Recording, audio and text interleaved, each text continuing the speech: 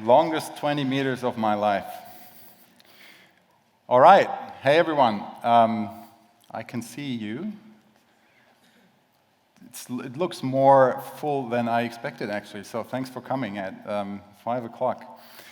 All right, so my name's Tom. I work at Atlassian. I'm a principal software engineer there. I wear multiple hats, pun intended, but mainly I'm a software engineer. I'm talking a bit about maintainability, and apparently that's a topic that many of you are, well, if not passionate about, then at least interested in, otherwise you weren't here. All right, what have you signed up for on a Friday at 5 p.m.? I'm going to talk a bit about what maintainability is, or one version of what I think it is. You can probably find different definitions as well. I'm going to talk a bit about the impacts of maintainability, or when we don't, well, when we have it or when we don't have it. Although I think those two things are probably not new for many of you. You probably all have experience with maintainable and not so maintainable software. And then finally, I'm going to talk about a bit tips and tricks about selling maintainability to maybe non-technical people like product managers, and make it clear that, hey, this is something important, this is something we should care about, and why we should care about it. All right, what is maintainability? Anyone? Just shout words at me. What do you think is maintainability? A bit louder. Chores. What was that? Chores. Yeah. Maintainability is chores? Okay. I mean, debt, yeah, technical debt, okay. Any other things?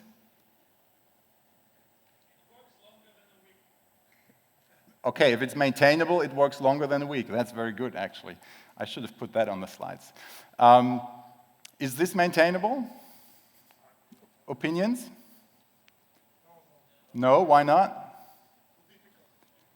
Too difficult? Yeah, can you specify? Why is it difficult? Tight coupling. Why do we have tight coupling? Because there's at least one circular dependency in there. I hope. I think when I created it, there should be one in there.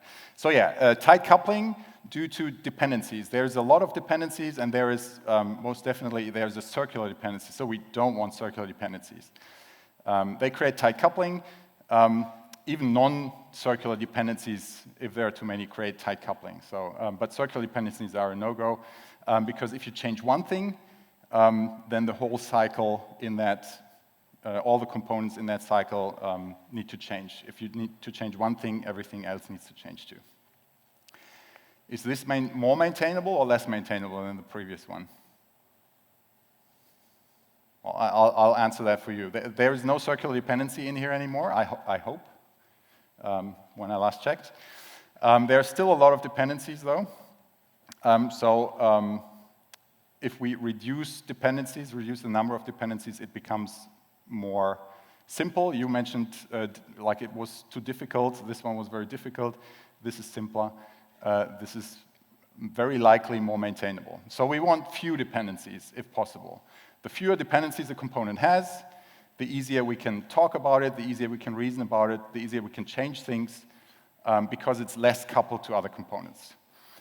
So far, I'm probably not telling you anything you didn't know before, just making it explicit here.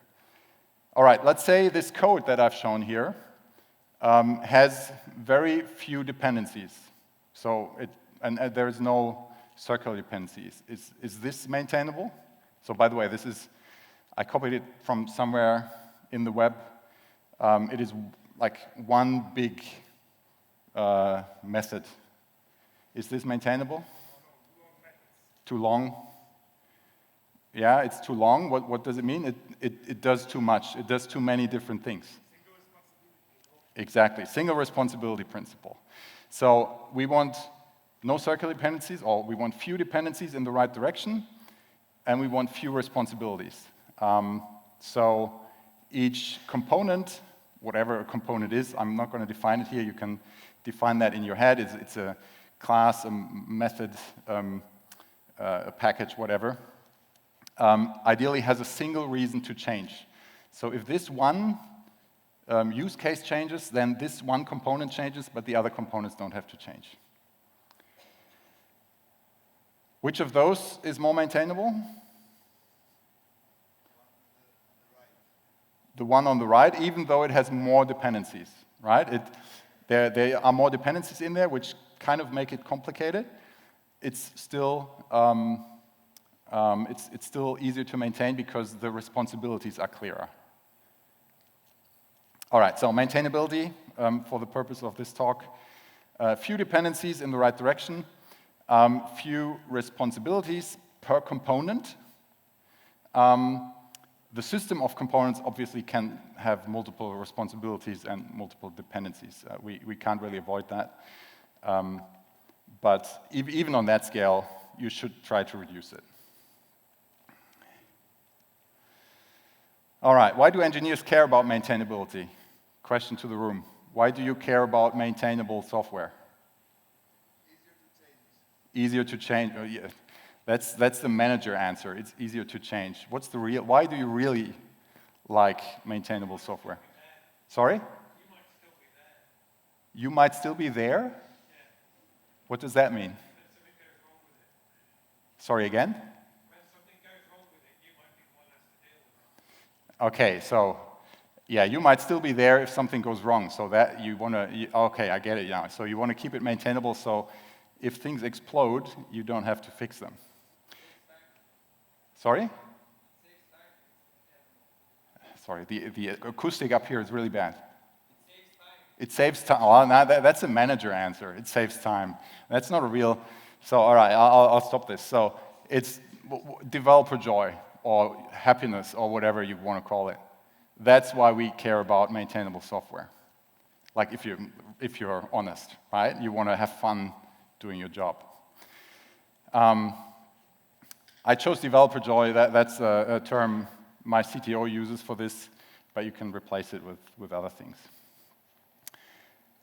So that's why we care about maintainable software. Why should everyone else care about maintainable software? And there come the manager answers like changeability and what was the other thing? Yeah, time, it gets faster, it's cheaper and stuff like that. But we can make arguments that our happiness as a developer influences maintainability, or rather influences developer productivity. So if you look at this, if we're happy doing our job, we are automatically more productive. Makes sense, right? Because we are working more, we're not taking so many breaks, we're not doom scrolling on Twitter or something. So developer happiness, developer joy influences productivity, positively and negatively. Like if you don't have fun, then yeah, you're not going to be productive. And maintainability influences developer joy. If things are maintainable, we have more fun, and if we have more fun, things are more maintainable because we take pride in our work. All right, developer joy influences developer productivity. Developer productivity inversely also influences developer joy. If you're productive, you are much more likely to be happy, to be fulfilled in your work, right? So there's a kind of a virtuous cycle in there. Then there are some other things. So you can make arguments for, hey, maintainability helps us in making decisions because if we have a decision to make, we can just make the decision to make it more maintainable instead of less maintainable, for example. Or developer joy also influences retention at a company. So you're going to stay longer at a company if you're happy working there. And there are probably many more things that you can argue here, but everything of these things is influenced by maintainability. So maintainable software makes developers more happy, helps decision-making, makes developers more productive, keeps developers in the company, and probably many more things. Unmaintainable software does the opposite. And maintainability is influenced by, obviously, by the software architecture, because we define maintainability as single responsibility principle and dependencies, and that is influenced by software architecture. All right, so we know what maintainability is. How do we explain maintainability to other people, maybe not so technical people, who don't work on software every day and who don't feel the pain of unmaintainable software? I like to work with analogies here, analogies that everyone understands. And the first thing that came to my mind when I was thinking about which analogies can I use to explain maintainability is team building. Who's been on a team building workshop or team building camp or something like that? Yeah, that's at least half the room. Usually it starts like you get a task, you get assigned with people you don't know in a group like this, 5 people or so, and then you get a task and you have to solve it cooperatively, right? You have to work with people you don't know towards a solution. And what usually happens? What has happened at your team building experiences? Like there is a very awkward first 10, 20 minutes where people just shuffle around, stand looking at their feet, and try not to, I don't know, not to look at each other. Or the opposite, they start screaming at each other because everybody wants to take the lead. So we can use that as an analogy, because in the team building context, when people don't know each other, what often happens at the start is nobody knows their responsibility. You need to kind of find a leader or lead together, or like you need to find a solution to the problem you're being asked to solve. So the responsibilities are unclear, and everybody depends on everybody else to make decisions. So yeah, they can't come to a conclusion. It's not productive. And that's like maintainability. We have dependencies. We have unclear responsibilities. So that's something that you maybe may use to make clear to people, like to make maintainability understandable to non-technical people. Another analogy is the broken windows analogy, or broken windows theory, as it's called. If one window is broken, then other windows are probably following pretty quickly to get broken too. Because if you see a house like this where a window is already broken, someone might walk by and just throw a stone just for the fun of it because it's already broken. It doesn't matter if another window breaks. There's been a scientific research I think it was in the 70s already, where they researched this, and yeah, they made the observation that people lose their inhibitions to destroy things or make things worse if they are already kind of bad, the things. And if you're talking to children, which sometimes we feel like talking to children if we're talking to our product managers, right? I want this now. You can talk about a messy room. It's maybe even easier than a broken window. So if a room looks like this is not a picture of my bedroom, by the way. Just the pictures are all AI generated.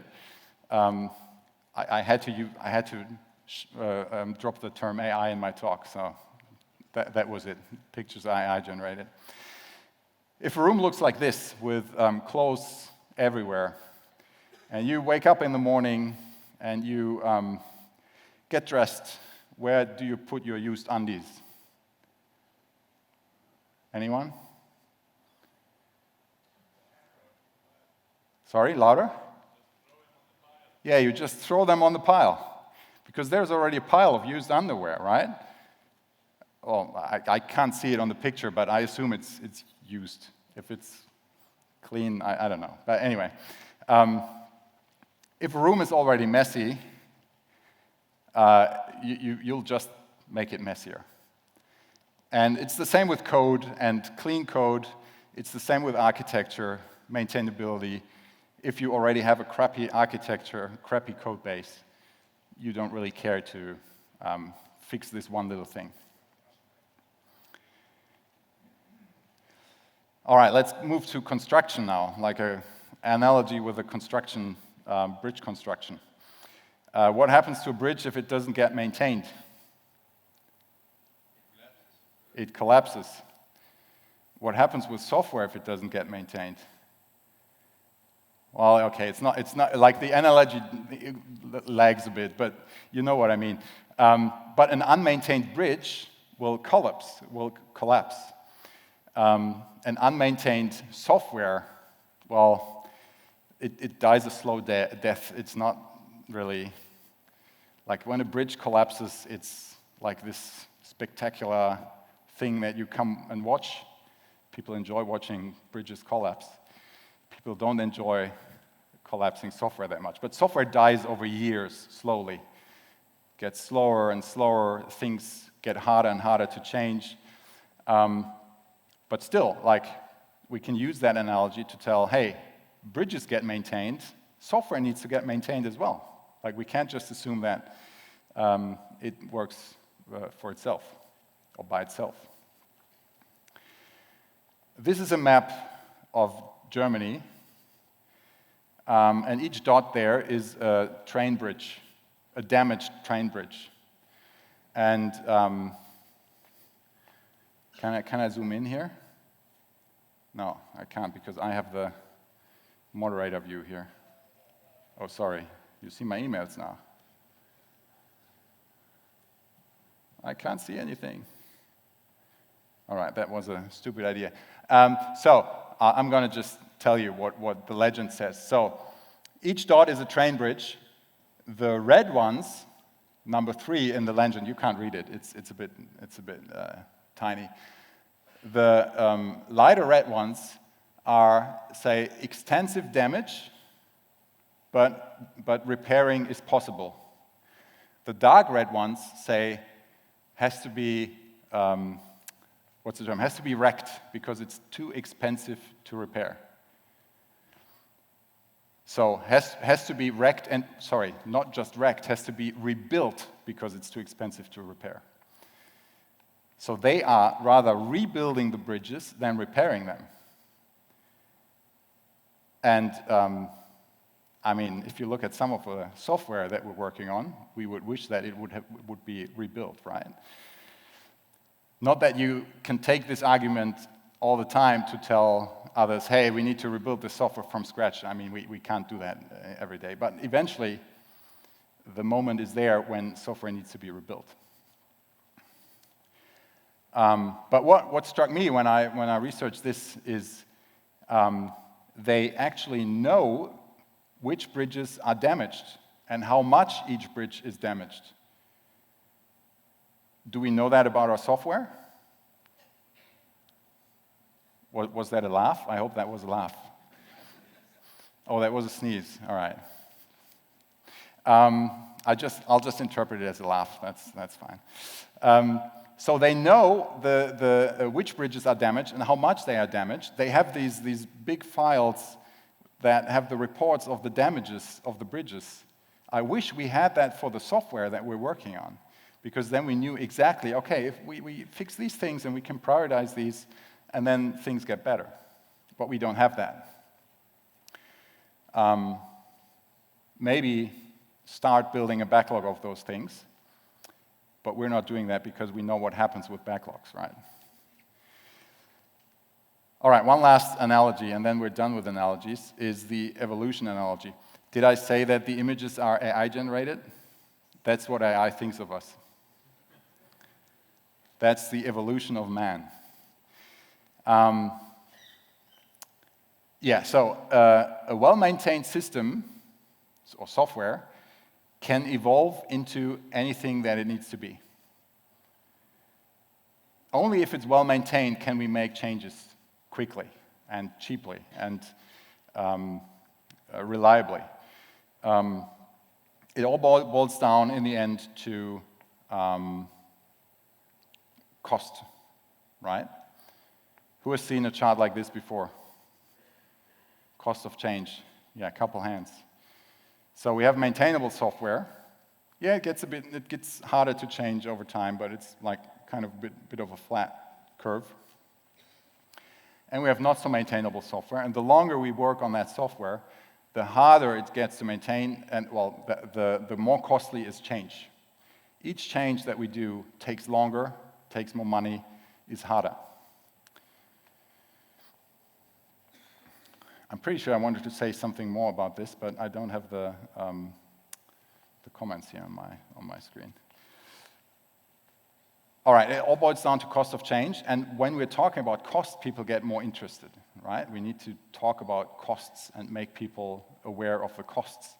So if we can talk about evolution, and we want the ability to change things, add features, change interfaces, change third-party systems, whatever. But it all boils down to cost. We need to talk about cost to make people actually care about it. All right. Some tips and tricks about maintaining maintainability. How do we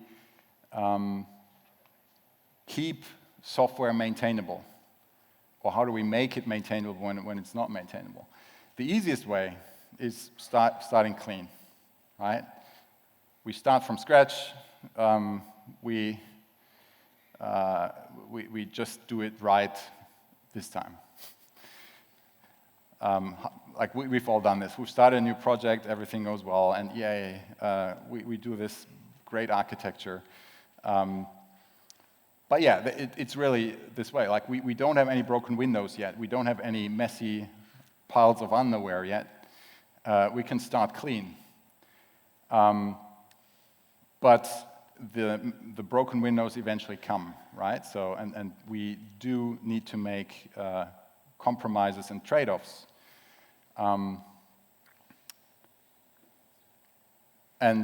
Actually, let me talk about this first. So, how do we start clean with an architecture, with a plan? Like, we need to know at least a high-level plan of how our software is structured, how the dependencies and responsibilities in our software are distributed. And something like this is a hexagonal architecture or clean architecture or whatever architecture you come up with. As long as it keeps the dependencies clean and the responsibilities clean, that's a good way to start. You need something like this from the start, even if it's just a light version. Otherwise, broken windows come in quicker than you know. But yeah, so I was talking about trade-offs. So at some points, we can't keep it clean because there's pressure, there's deadlines, there is new features that need to be, there's contracts that need to be fulfilled, whatever you can think of, and then we have to take shortcuts, and then we have to make decisions that consciously decrease maintainability. Who has had to make decisions like this, like shortcuts that made things worse maintainability-wise? What was that? Someone want to share? What was that decision? What did you make? What did you do? Skip testing. Oh, that's a bad one. Sorry? Hard coding values. All right. Well, that's a tiny. Well, if you start, that's a tiny little sin, right? But testing, oh, that's bad. Well, actually, when I started software development, we didn't test. I'm that old already. But yeah, nowadays I do. I know what tests are. That's good. So anyway, when we make those decisions, and sometimes we have to make those decisions, and we make these decisions, like we should make these decisions. It's not that hard a word, but it's late Friday. We have to make these decisions consciously. We shouldn't just make them automatically. We should consciously make those decisions and understand the impact. Like, if I do this, if I don't start testing, if I skip testing, what does this mean? What's the impact of this? What is the impact I think it is, because you don't know the impact yet.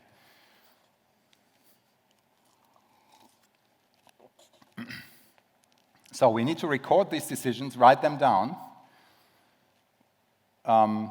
Who has heard of architecture decision records, or decision records in general? Yeah, many of you. Who has used them successfully in a project? Like, who has come further than ADR-001, we're now doing architecture decision records? All right, there's a few that have actually done the second and third decision. Nice. So you have recorded the decisions. You now know, okay, we've taken a shortcut, it has this impact, like we didn't test. The impact is we might have bugs in production. What do you do with this record, with this decision record?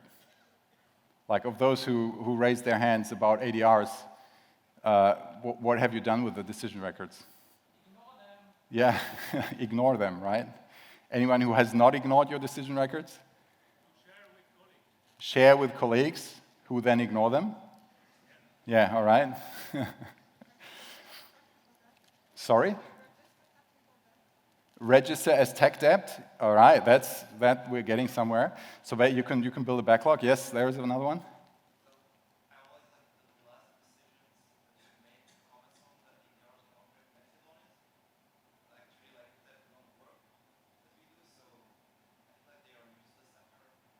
So, sorry, I didn't get that. That was too long for me to understand. You said you have let others make comments on the decisions? Yeah, I mean, the ADR, people comment on it and update it. But like the final decisions, they are not reflected on the ADR, so it's not updated. Yeah, okay.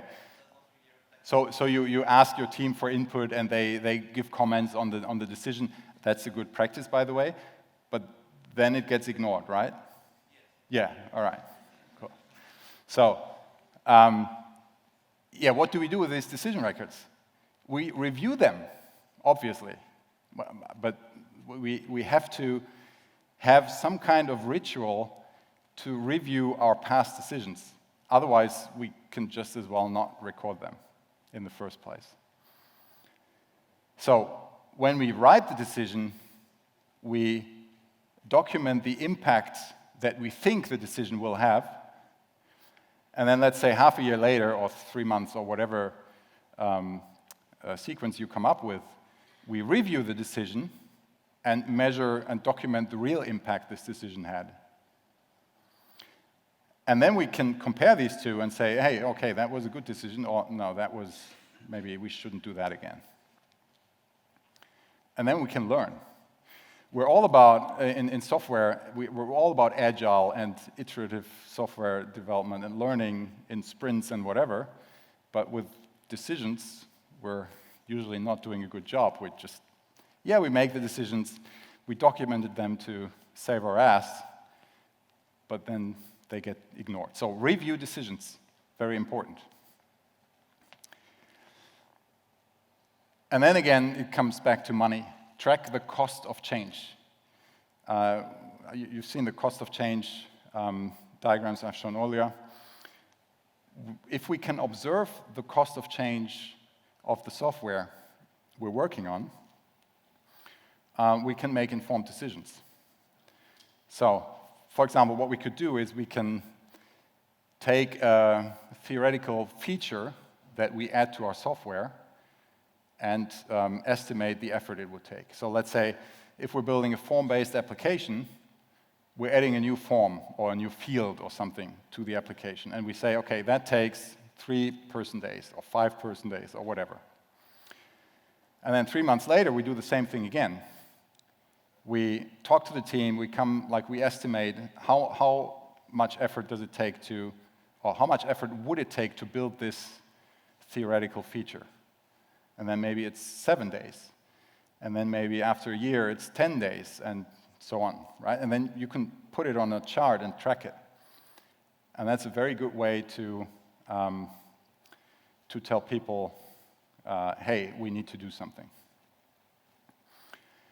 And it will probably look something like this, right? Anyone has ideas what these spikes are? Like what happened there? Sorry? New Java versions. All right.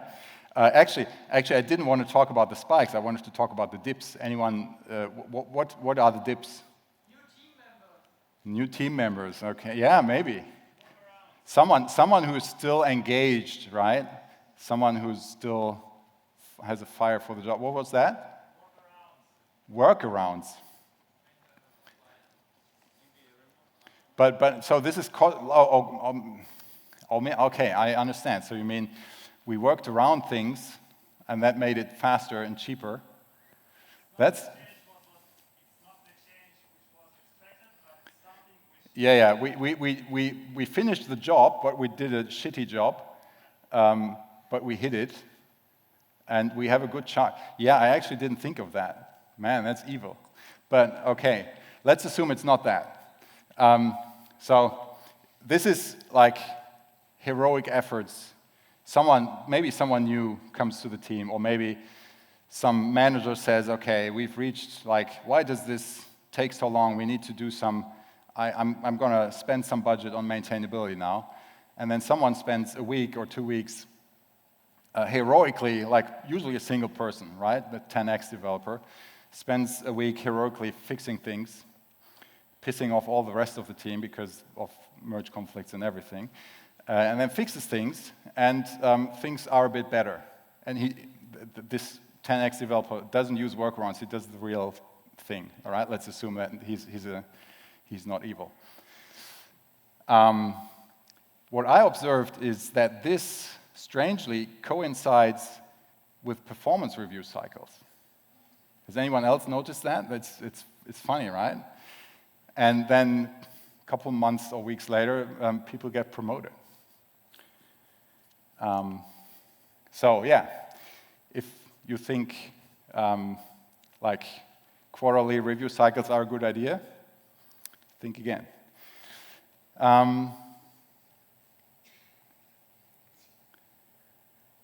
So we get, this is very cynical, I know, and like cynical to think about it in this way, but actually this drives home the value of maintainability, because people recognize that maintainability is important, even so much so that they promote people because they fix things, right? But they shouldn't have let this happen in the first place, ideally. So this is disaster-driven development and not proper development. Like, we don't want to wait until things explode and then heroically fix them and get promoted. Ideally, we want to do it something like this, the blue line here. We make a decision that prevents these spikes from happening in the first place. So on the left side, we have a decision that we could have made, but maybe didn't make. And the spikes on the red chart, on the red line, are the decisions that we've actually made.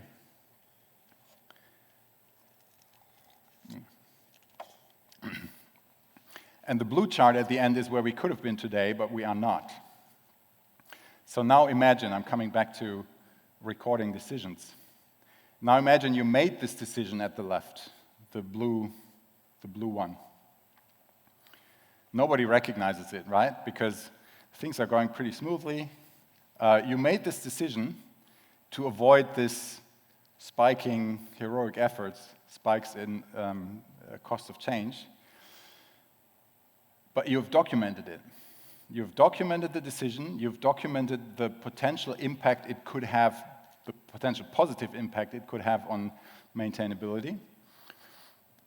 And then half a year later or a year later, you've reviewed that decision and compared it to the actual impact it has had, which is, I agree, it's not easy to measure because you You have to think about like hypotheticals, right? You have to think about, hey, this could have happened, and you need to compare it against that. So you have to make some assumptions, like if we hadn't done this, then we might have done this other option, and that would have led to this. So it's an effort. You have to put some effort in it. But imagine that you have a documented decision like this on the left side. You would have said, and then you can tell that to your boss and say, hey, I prevented this much cost of change. And then you get promoted, and you saved the company 2 other promotions because the other spikes didn't happen. So everybody's happy, well, except the 2 people who weren't promoted. But you saved the company money, right? So record decisions and review them. If that doesn't work, if maintainability becomes, sometimes it happens in projects that a certain term becomes tainted. Like, hey, we've talked so much about I don't want to hear you talk about maintainability anymore. Just rebrand it. Talk about changeability instead. It's the same thing. Or talk about developer happiness. It's also the same thing. Like we established that at the start, right? It's all a virtuous cycle. You can pick one of those. Rebrand it. And then some things, well, they're probably not new. Not everybody has done this. Like add developer stories to the backlog. As a developer, I want to so that blah, blah. But yeah, we all know what happens to backlogs, right? So it's not the first choice I would do. A bit better is product owner stories. As a product owner, I want to be able to change this feature in 2 days, or add this feature in 5 days, or something like that. That's a bit better, but it's still a backlog item that's going to be buried eventually. So this only works if you budget for maintainability. You need some kind of mechanism that forces you, if you do sprints, every sprint do 5 story points, if you use story points, worth of maintainability tasks, or changeability, or architecture, or tech debt. You can call it tech debt, whatever. I often see there are mandates coming from management saying, hey, you are supposed to spend 20% of your time on developer productivity, or 20% on your time on whatever. That never happens. Like, you need a mechanism, you need a ritual to enforce that, otherwise it doesn't work.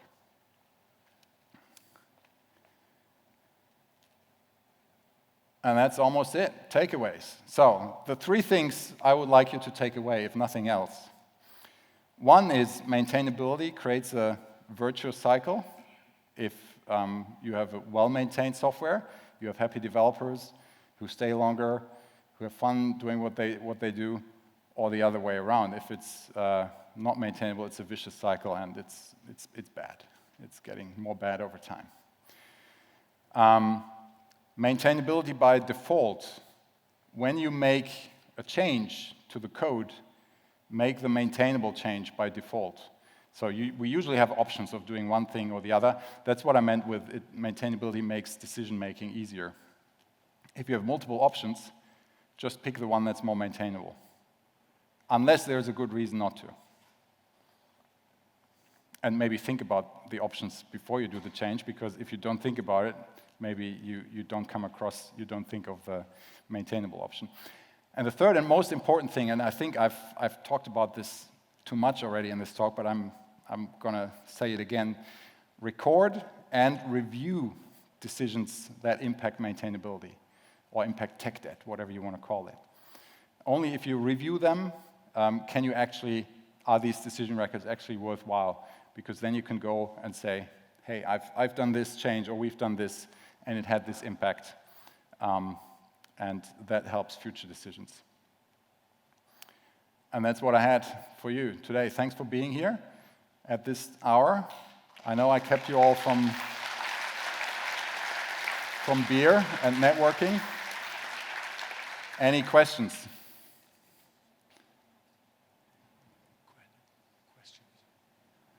All right, no questions. That's good, because I'm very tired, and I guess you're very tired too. All right. Thanks again. Have a good end of the conference. I guess we'll see each other again at 6 here in the ending ceremony. Have fun. Thanks, everyone.